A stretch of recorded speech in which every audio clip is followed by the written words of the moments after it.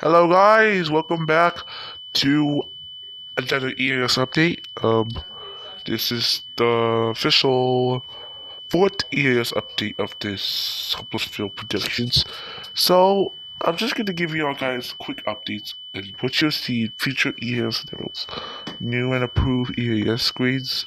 I will now be collaborating with other YouTubers that will be new as well, and also technically there ain't that much things that I'm due to this year's update, but like I think there's one more thing.